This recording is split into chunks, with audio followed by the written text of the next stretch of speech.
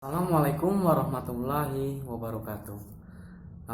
Perkenalkan, nama saya Rangga Octaviades. Saya berasal dari Prodi BKPI semester 3 Lokal A. Di sini saya akan menjelaskan tentang layanan orientasi.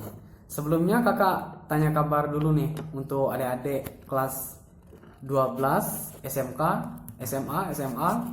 Nah, gimana nih persiapan ujian nasionalnya? Tapi kalau sekarang ya menurut Undang-Undang Mendikbud sama Bapak Nadiem Makarim, yaitu diganti dengan asesmen nasional. Iya. Sebelumnya kakak akan menjelaskan tentang layanan orientasi guna memenuhi mata kuliah layanan konseling di sekolah. Untuk yang pertama itu kakak akan menjelaskan ada tata tertib, ada fakultas, dan ada berapa prodi di dalam fakultas tersebut.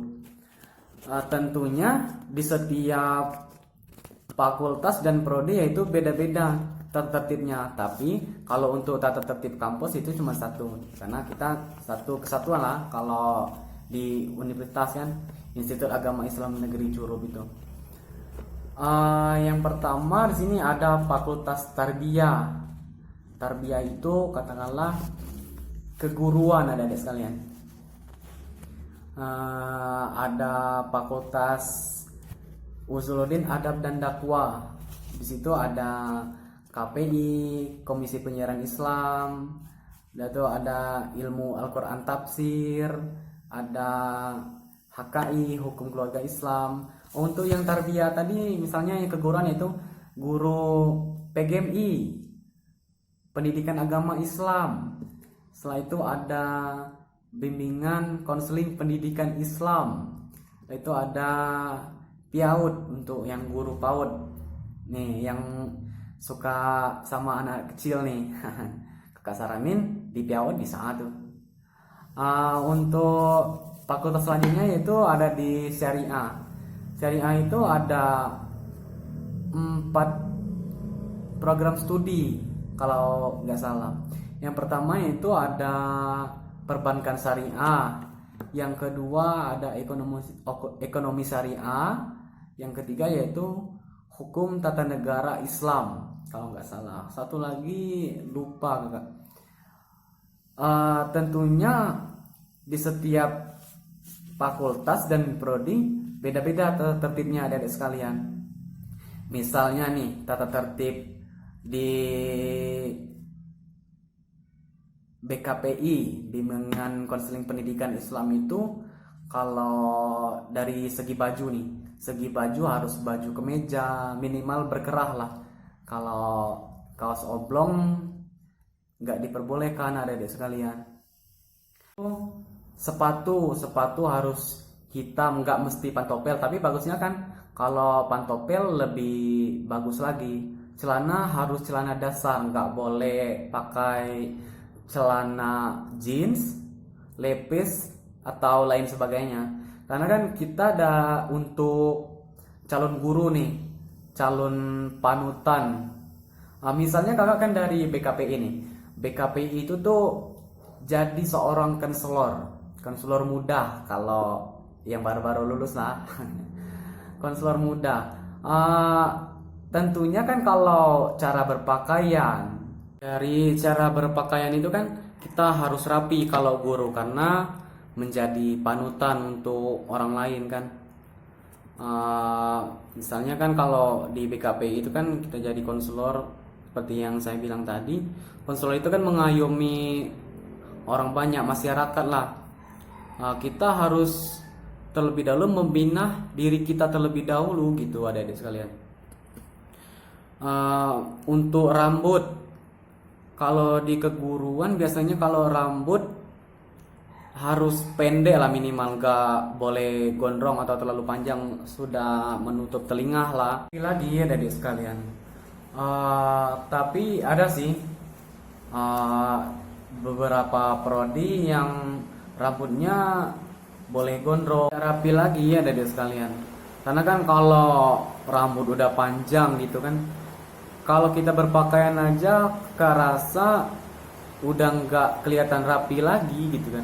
Tapi coba kalau kita untuk yang cowoknya rambut pendek gitu kan, rapi, misal pakai baju kemeja, celana dasar, sepatu hitam atau pela, kelihatannya rapi rapi gitu kan. Tata tertib itu kan adalah aturan-aturan hak, kewajiban, pelanggaran serta sanksi bagi mahasiswa mahasiswinya yang melanggar aturan atau tata tertib tadi kan. Biasanya kalau dosen misal kita datang tidak tepat waktu nih pada saat mata kuliah berlangsung. Memang sih kalau dosen itu kadang ada yang baik, semua dosen baik sih, maksudnya ada yang nggak suka kalau melihat mahasiswa mahasiswinya itu telat gitu kan, biasanya disuruh pulang atau lah. Tapi ada juga yang disuruh walaupun telat kan, disuruh masuk tetap mengikuti mata kuliah seperti biasanya. Yaitu tata tertib tentang menjaga sarana dan prasarana milik kampus yang Curup ini. Misal kita ada alat-alat infokus, alat-alat kuliah tambahannya kan, misal kita harus menjaganya adik sekalian, menjaga supaya itu kan kalau kita sudah dipakai misalnya, kita harus rapikan kembali gitu kan, sebagaimana tata tertib yang sudah ditentukan dari kampus yang Curup.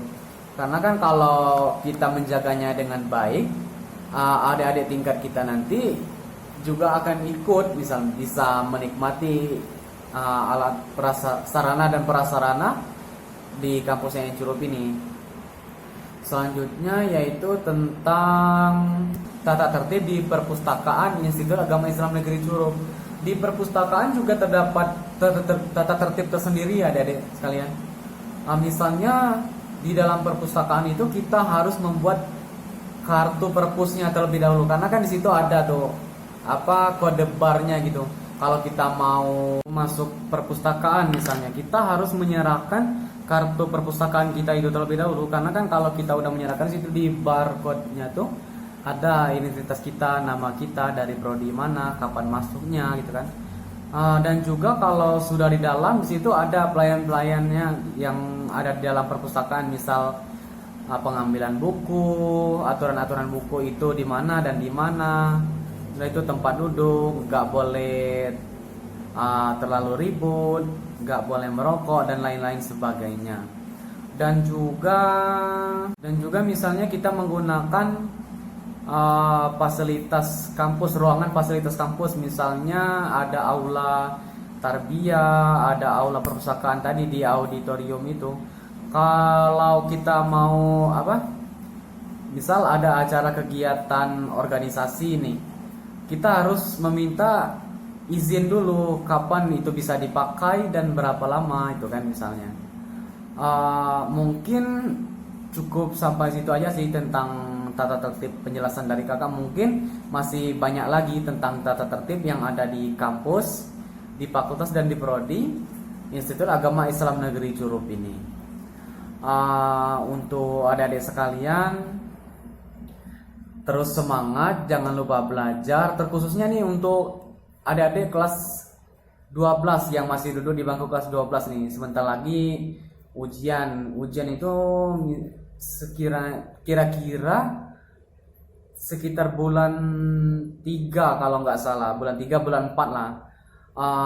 Tetap semangat belajar gitu kan. Dan juga ujian nasionalnya menurut Mendikbud itu kan sama Bapak Nadiem Makarim itu diganti dengan asemen nasional. Untuk sistemnya itu kan mungkin adik-adik yang angkatan tahun 2021 ini nanti mungkin kan lebih diarahkan lagi, karena untuk kakak angkatan tahun 2019 sama 2020 itu masih ujian nasional namanya. Mungkin ada perbedaan-perbedaan sedikit lah dalam tata tertib ujiannya gitu kan. Nanti untuk sistem tanya jawabnya boleh di kolom komentar ya adik sekalian ya. Nanti ditanyakan saja di kolom komentar, nanti kakak bakal buat konten selanjutnya kalau ada yang ingin ditanyakan seputar tata tertib kampus Institut Agama Islam Negeri Curug. Mungkin itu saja yang dapat kakak sampaikan. Kalau ada kata yang kurang bagus atau yang kurang tertata, kakak mohon maaf, karena kakak juga manusia kan, tidak luput dari salah, dan kakak juga masih tetap dalam proses belajar terus gitu kan. Kepada Tuhan kakak mohon ampun. Wabillahi taufiq wal hidayah. Wassalamualaikum warahmatullahi wabarakatuh.